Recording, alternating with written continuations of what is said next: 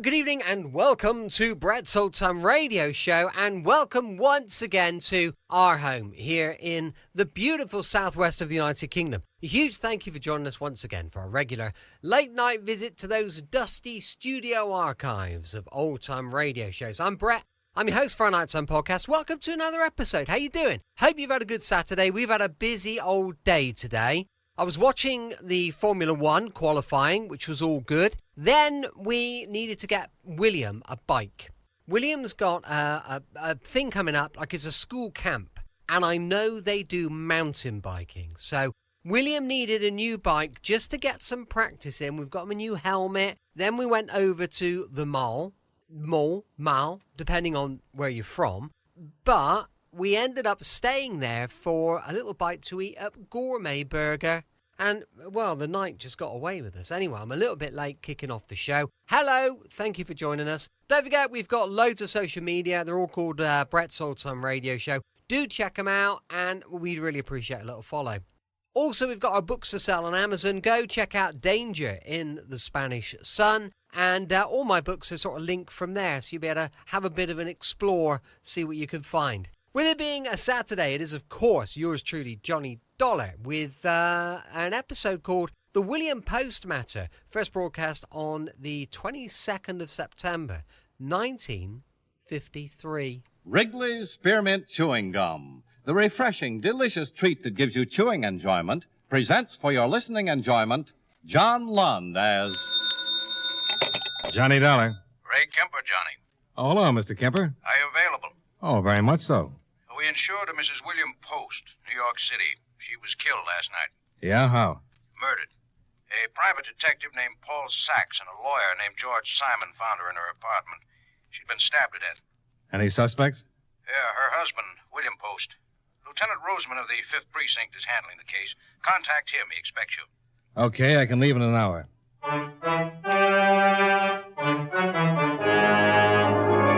The makers of Wrigley's Spearmint Chewing Gum bring you John Lund in another adventure of the man with the action-packed expense account, America's fabulous freelance insurance investigator. Yours truly, Johnny Dollar.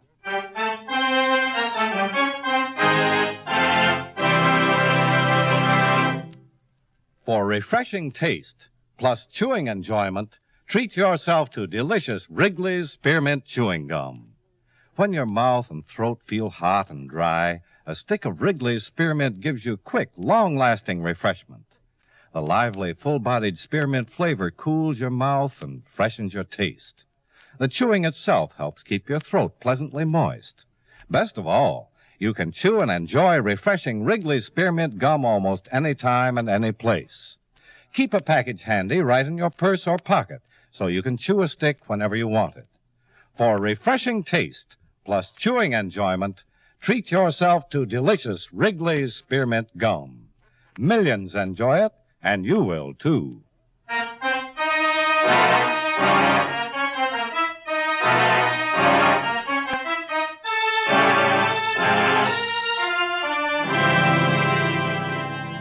Expense account submitted by Special Investigator Johnny Dollar to Home Office, Columbia All Risk Insurance Company, Hartford, Connecticut. The following is an accounting of expenditures during my investigation of the William Post matter. Expense account item 1, $18.90, train fare and incidentals between Hartford and New York City. I arrived in the afternoon, registered at the hotel, and rented a car, which I drove to the 5th Precinct Police Station, where I met Lieutenant Roseman, an old friend. I haven't seen you in a long time, Johnny. How's it going? Oh, can't complain. You're a lieutenant now. Yeah, getting up in the world. Well, how about filling me in on this Post killing? Sure. The woman's name is Teresa Post. Married to William Post, banker. She was found last night in her apartment, stabbed 4 times. Gag shoved in the mouth, apartment robbed. A private detective named Sachs found her, huh? Uh-huh. And Mrs. Post's lawyer. George Simon. Right. They both arrived at the apartment about the same time. Both had appointments with the victim. They got worried when she didn't show up. Found the janitor, and he opened the apartment for them. They discovered her lying on the floor in the bedroom. What was missing? According to her husband, all her jewels, about $15,000 worth. Also a cloth coat. My boss said you were considering the husband. Yeah. 3 days ago, they had an argument and separated. The wife was filing for divorce. She'd suspected Post playing around for some time, so she hired Sachs, a private detective. Sachs got the evidence, and she confronted her husband with it. He moved out and into a hotel. Sachs and the lawyer were supposed to meet her at 8 o'clock so that Sachs could turn over the evidence on her husband to the lawyer.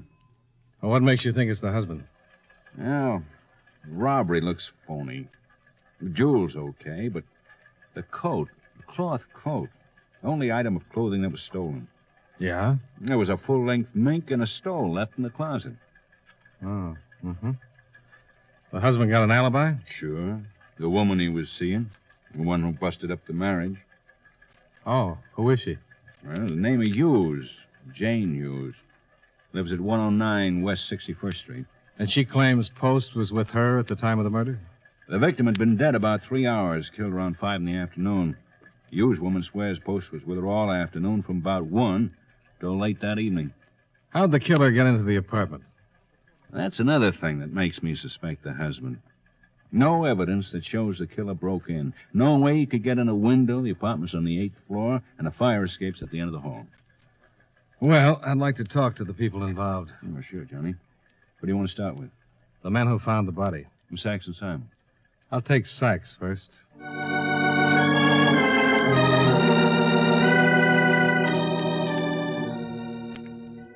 Rosamond gave me the address of the private detective, and I drove over to 52nd Street where I located my man. Paul Sachs was small, with a sour look and a wet handshake. What can I do for you, boy?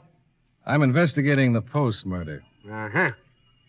So, well. Insurance man, huh? That's right. She insured for much? I forgot to ask. Yeah, probably is. Old man's loaded, boy. When did Mrs. Post retain you? Oh, about a month ago. Well, the 5th, to be exact. Wasn't too hard. The old man was pretty open about it. He was careful, all right, you know. Stayed to the more discreet places, but he was... Well, you know how those fellas are. Last one to think someone's checking up, so they aren't as careful as they should be.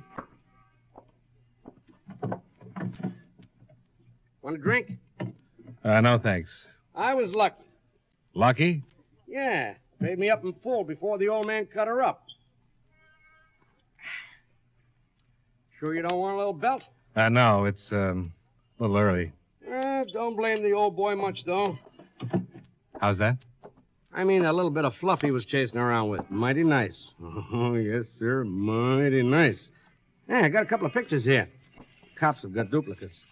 I keep these for the family album. You think Post killed his wife? Oh, yeah, sure. He certainly had the motive. Threw him out and was going to take him for everything. I've been in on things like this, boy. You know, a man like me gets mixed up in all kinds of things. Murders like this, cut and dried. I'll tell you what. He made his mistake by taking that coat and leaving the mink. Stupid mistake. Real stupid, boy. The police say she was killed around 5 in the afternoon. Yeah, that's right. Ooh, she was cut up something awful. Where were you at 5, Mr. Sachs? Me? Oh, nothing personal. You're barking up the wrong private detective, boy. I didn't have no motive. I was right here in my office. Didn't finish work till around 6. I got other cases, you know. Can you prove you were in your office? Can I prove? Well, boy, if I gotta prove it, I'll prove it. But there ain't no motive, boy. Why would I want to kill her, huh? You ain't thinking, boy. When you've been investigating as long as I have, you won't run around asking ridiculous questions like that. Yeah, I should be ashamed of myself. Well, Mr. Sachs, it's been a real pleasure. You gotta go, boy? Yeah, I'm afraid so, but it's been charming. Good. You need any help? Just give me a call. Oh, I'll do that, boy.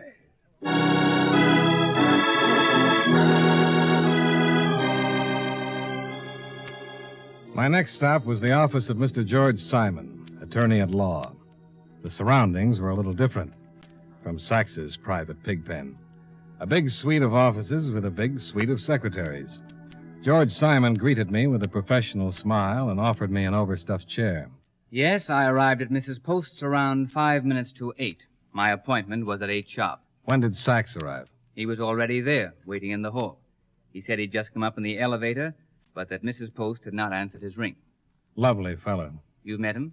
Yes, a few minutes ago. Well, we waited in the hall, thinking that Mrs. Post was late and due to arrive at any minute. 10 or 15 minutes later, I got worried. I knew how important the meeting was, and I couldn't understand why she'd forget it. I had talked to her that afternoon. What time? That I talked to her? Oh, I'd say around 3. She seemed all right? Well, she wasn't particularly happy about the situation. They'd been married for 7 years. But other than that, nothing else seemed to be bothering her? If it was, she didn't mention it. All right, you waited for about 5 or 10 minutes. Yes. Then I located the janitor and had him unlock the door. We found Mrs. Post in the bedroom. I called the police immediately. Did Mr. Post know that you were meeting with his wife? I have no way of knowing that. Do you think he killed her? No, I don't think he's the type to kill anyone.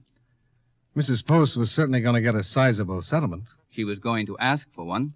And Mr. Post knew that she was. I believe she told him. She mentioned to me that she had. How large a settlement? We hadn't arrived at any figure.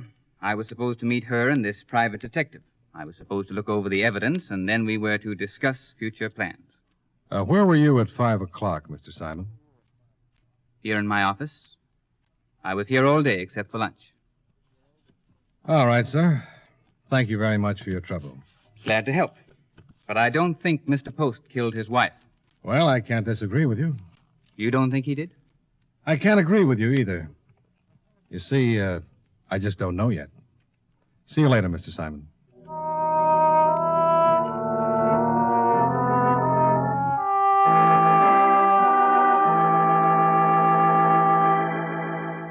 The next person on my list was Miss Jane Hughes, the reason for the marital rift between William Post and his wife.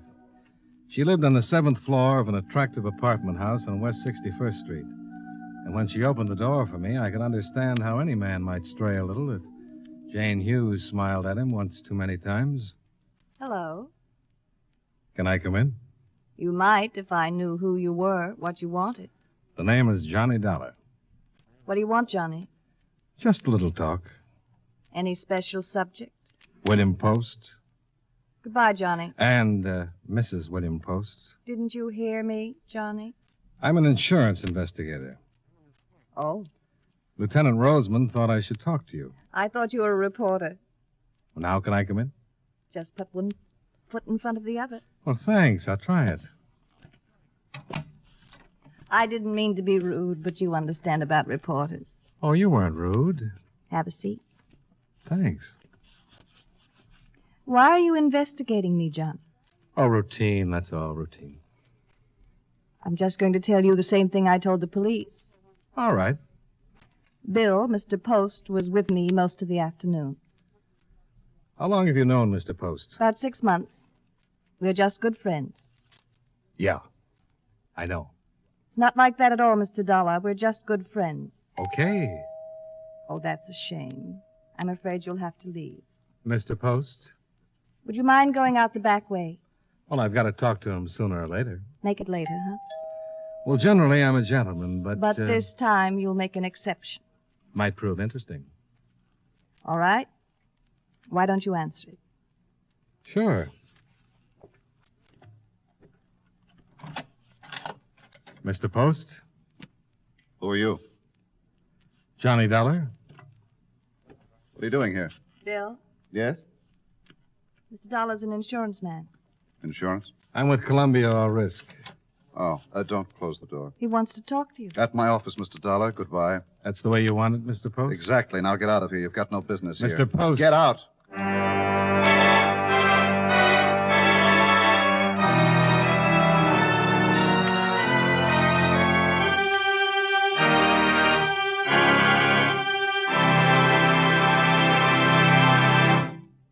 Friends, no matter what kind of work you do, it's a real help to chew delicious Wrigley's Spearmint Gum right while you're working. When you're warm or tired, for instance, the lively, full-bodied spearmint flavor is really refreshing. It helps keep your mouth and throat feeling cool and moist. Chewing on that smooth, good-tasting piece of Wrigley's Spearmint makes the time pass more pleasantly, too. It seems to make your work go smoother and easier.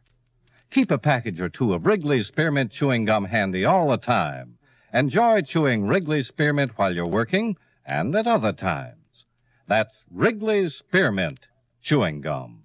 Healthful, refreshing, delicious. And now, with our star, John Lund, we bring you the second act of Yours truly, Johnny Dollar.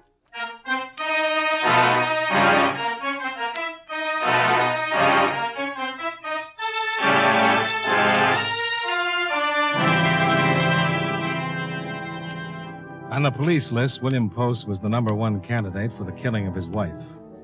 On my list, he was just a wealthy banker with a dead wife, a seductive girlfriend, and a nasty personality. I'd run into many a nasty personality in my travels, so I let the incident roll off my back and drove over to the Park Avenue apartment where Mrs. Post had been murdered. In the basement, I located the janitor, a bent little man who was working on the plumbing and singing a flat chorus of Dixie. Look away. Look away. Look away, Dixieland. Oh, way down yonder. Hey, Pop. The old time Pop. is not far. Pop. Look away. Yeah. Are you the janitor? Uh-huh. What's your name? It's Pete. You want to do me a favor, Pete? Pete Kellett. Who are you? My name is Johnny. When Johnny comes marching home again, hooray! Hooray! When Johnny comes marching Pete, home again, hooray! Pete. Hooray! Hey, Pete. Pete, I want you to do something for me. I don't know you. I'm an insurance investigator. Yes? You got a pass key to number 8? Well, have you? Number 8? Where the woman was murdered. Oh, I'm busy. When Johnny comes marching home again. Pete, oh, Pete, Pete. Hey, Pete. Pete, I want you to let me into number 8. What for? Because I'm investigating Mrs. Post's murder. Can't. It's all right. I'm working with the police. Who'd you say you was? My name is Dollar. You said it was Johnny. That goes in front. It's Johnny Dollar. Oh, Johnny, oh, that's a funny name. When Johnny comes marching home again, hooray!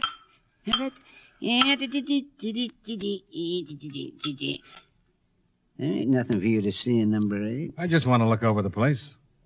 Why? I just want to take a look around. I don't want to go up there. Well, then give me the key. I can't. I got $10 that says you can. Make it 20, and I'll let you look over number 3. Folks are out of town for a couple of months. I just want to get into number 8. Okay. Oh, thanks. You opened the door last night for Mr. Sachs and Mr. Simon, didn't you? Who? How long have you worked here? Oh, I don't know. I guess I worked here. Oh, let me see now. Oh, my. I just worked here. Oh, for just a long time, I guess. That's all. You knew Mrs. Post? Yes, anyway. Have you ever seen Mr. Sachs or Mr. Simon before last night? Who? The men you let into Mrs. Post's apartment. I saw him last night. I never saw him before. Not even once I never saw. Oh, I didn't like that one of them. Oh, that one with that squinted face. He squinted it all up, and he had those dirty teeth. Sachs. Who? The one that squinted his face all up. Oh, I didn't like him. Well, thanks, Pete. I didn't like Mrs. Post either. Why not? I just didn't like her. Sweet, sweet chariot, coming to carry me home.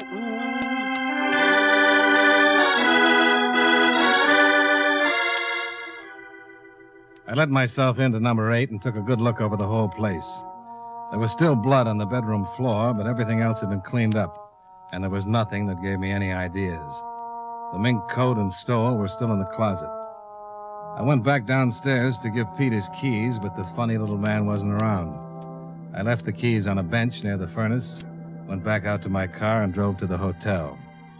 I showered, shaved, wrote the first half of this report, and then started to go downstairs to have dinner.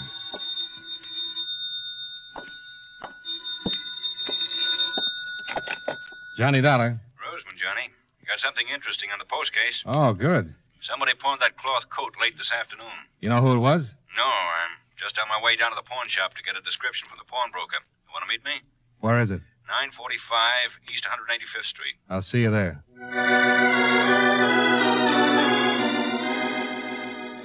I climbed back into my car and drove uptown to the pawn shop. Lieutenant Roseman was already there, talking to the pawnbroker. And the answers he was getting were very interesting. You remember the man who pawned the coat? Oh, yes, he was a kind of small, funny-looking fella. He didn't say much, just handed me the coat and took what I gave him. I remember the circular, what you sent. Seems strange, a man like that having such a nice coat. I thought right away that was stolen. The man was small? Yeah, kind of stooped over. Anything else? No. Oh, yeah. He had a habit of singing to himself all the time, under his breath. The first good lead.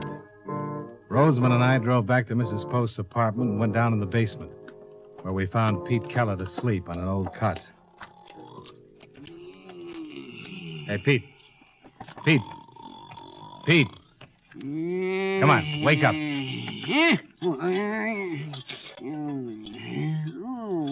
What do you want? You remember me? Should I? I was down here this afternoon. Oh, I guess I do. You remember Lieutenant Rosamond? Was he with you? Come on, Pete. We're going down to the station. Now? Yeah. You pawned a coat late this afternoon. Huh? A cloth coat. The one that was stolen from number 8. You pawned it. I don't know nothing about no coat. Let's go, Pete. Right now? Right now. Okay, but I ain't had much sleep. That plumbing, it keeps a man awake all night. Just let me get my shoes. I got shoes, and you got shoes. Oh, God's children got shoes.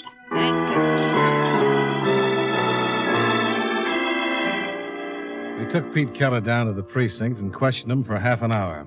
But he refused to admit that he'd ever pawned the coat or that he knew anything about it. The pawnbroker was sent for, and we all went down to the lineup for an identification. Pete Kellett was in the first line. Third man. Number 3, murder. Number 3, step out. Number 3, you. Huh? You're number 3, aren't you? Well, if you'd like me to be. Then step out. Oh, sure. Is this okay? Just answer the questions. You mind if I sit down? Just stand right there and face the front, hands at your sides. Oh, I'm awful tired. The plumbing keeps me awake all night. What's your name? Huh? I said, what's your name? Lieutenant. Oh, it's Pete. That's Where you the man. from? Pete He is Kellett? the Where you one that from? pawned the coat. Oh, what do you mean? You sure? I mean, Oh, where's your place of positively. residence? Oh. Sergeant Hanley, Yes, Lieutenant. number 3, hold for interrogation. Okay, you step back in line. Me? Yeah, you. Oh, I thought you wanted to hear where I was Step from. back. My goodness.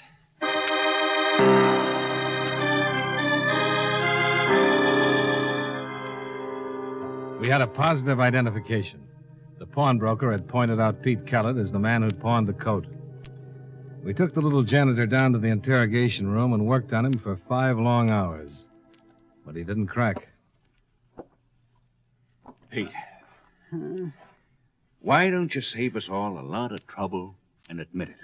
What? That you killed Mrs. Post. Oh, why should I admit that? You want me to tell the truth, don't you? Oh. Pete, Yes. you did pawn the coat, didn't you? Yes.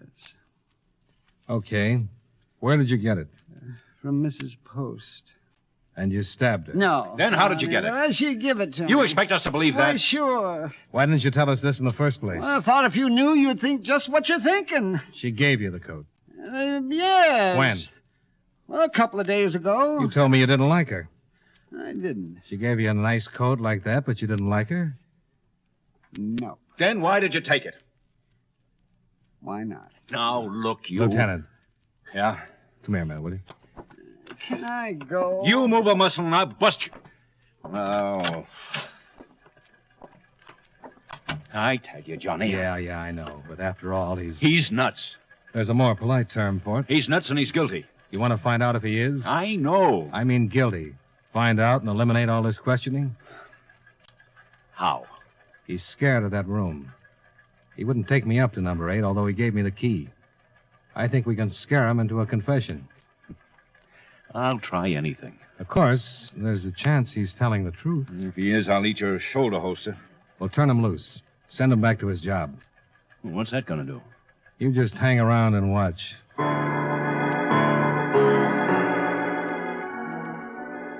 Rosamond agreed to continue questioning Kellett for another half hour while I got things ready, then release him and take him back to the Park Avenue apartment. I left the precinct and drove to Jane Hughes' residence on West 61st Street. Oh, You'd better leave. Look, this is very important. Who is it? It's me, and I'm coming in. Now, Dollar, you listen to me. No, you listen. I don't like you, Mr. Post, but I've got a chance to clear up this mess and get back to Hartford, so I'll be far enough away to keep from belting you in the teeth. Now, we think we know who killed your wife. Well, who is it? The janitor of the building. Old Kellett? That's right, but we've got to prove it. I'll need your permission and Miss Hughes' help. I can't let Miss Hughes get involved in anything that might in any way... Okay. I'll see you later. Wait a minute, Johnny. What do you want me to do? Jane. It's all right. It's important to me. This hasn't been the most pleasant situation, Johnny, but regardless of what anyone thinks, I'm going to marry Bill. We're in love. I'll send you a box of rice if this works. What do you want me to do? I want you to be Mrs. Post. The dead Mrs. Post. What? Let him finish. I want you to go up in that apartment, dress like Mrs. Post, and call Kellett, the janitor. Tell him there's something wrong with the plumbing. Play it straight, as though nothing had ever happened. Are you out of your mind? You think... The police will be there. No. Let's go, Johnny.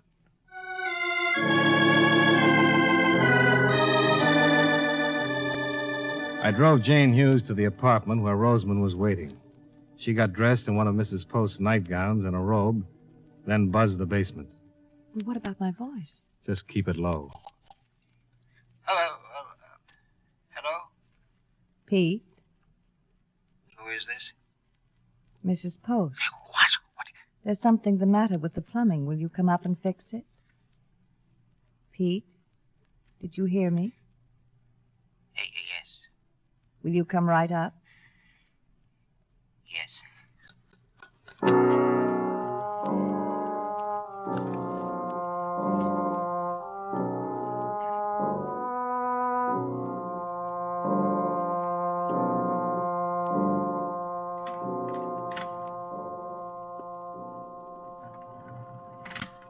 Here he comes.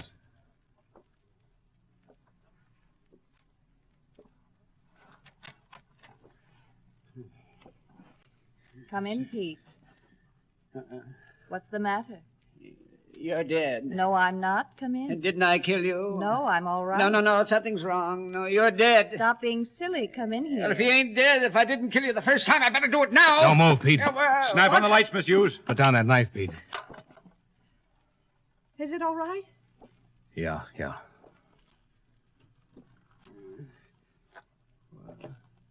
Why, you ain't Mrs. Post. No. Well, then she is dead.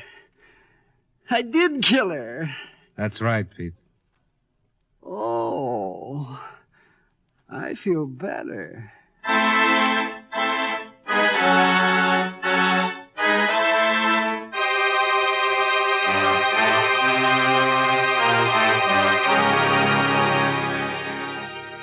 Pete had the jewels hidden in a bucket of paint in the basement.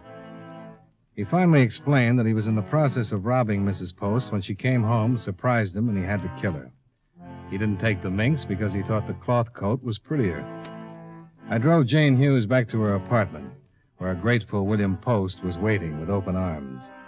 And that was that.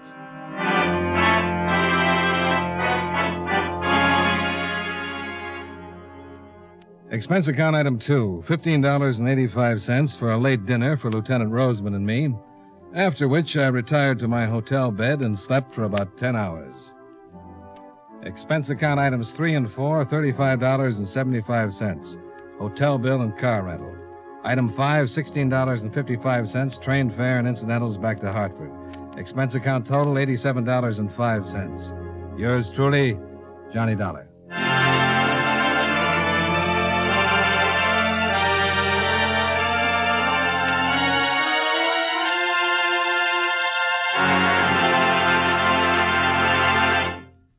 Remember, friends, for refreshing taste plus chewing enjoyment, treat yourself to delicious Wrigley's Spearmint Chewing Gum. The taste of fresh spearmint is cooling and delightful, and there's lots of it in every stick of Wrigley's Spearmint Gum. It freshens your mouth, helps keep your throat moist, and sweetens your breath besides. You'll enjoy the good chewing, too, because Wrigley's Spearmint is so smooth and pleasant to chew on. There's nothing else quite like it. Next time you're at the store, stop at your friendly merchant's display of chewing gum and get a few packages of good-tasting Wrigley's Spearmint Gum. Always keep some handy for refreshing taste plus chewing enjoyment. That's Wrigley's Spearmint Chewing Gum. Healthful, refreshing, delicious.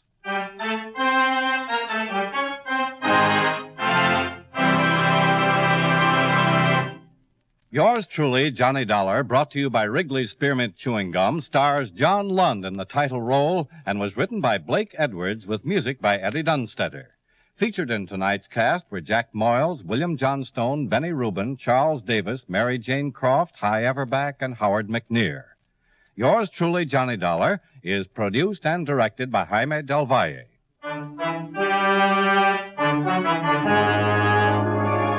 The makers of Wrigley's Spearmint Chewing Gum hope you enjoyed tonight's story of Johnny Dollar and that you're enjoying delicious Wrigley's Spearmint Gum every day. This is Charles Lyon, inviting you to join us again next week at the same time when from Hollywood, John Lund returns as... Yours truly, Johnny Dollar.